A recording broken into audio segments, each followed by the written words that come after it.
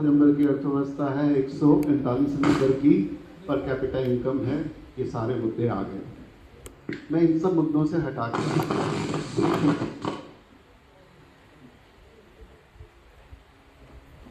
क्या सभी से प्रश्न है, अपने अपने अनुभव से बात करें, आंकड़ों को, थ्योरीज को, वादों को साइड में रख के रूबरू होकर जरा देखें, ऑब्जर्वेशन से करें, कॉमन सेंस से बात करें।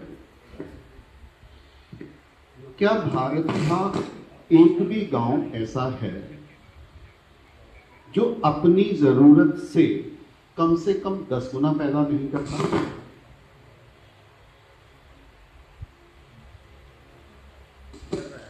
एक गांव है कोई ऐसा भारत में जो अपनी जरूरत से कम 10 गुना पैदा नहीं करता? सारे गांव कर रहे हैं कम से कम 10 गुना अपनी जरूरत से। जो अपनी जरूरत से 10 गुना पैदा करे वो गरीब, वो गरीब।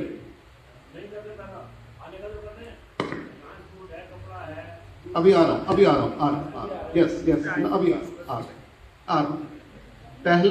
पहली जरूरत है कि जो पेट भरने लायक जरूरत है वो पैदा कर रहा है, और जिन बाकी चीजों की जरूरत है उसको आपको रोज जरूरत नहीं पड़ती। जो रोज चाहिए पेट भरने के लिए वो कर। एक मिनट,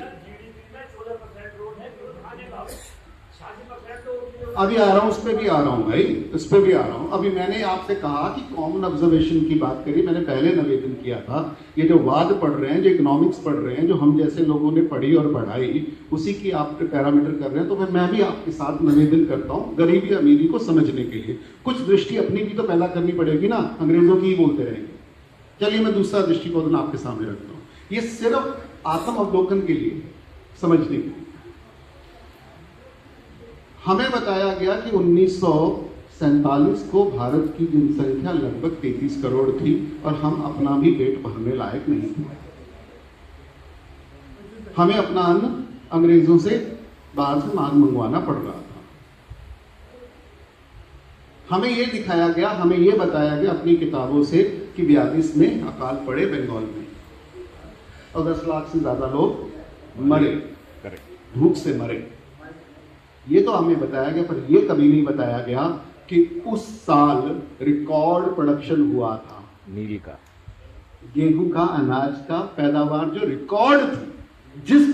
जिस साल भारत में अकाल से, भूख से मरे हुए लोग मर गए 10 लाख, बताया गया उस साल प्रोडक्शन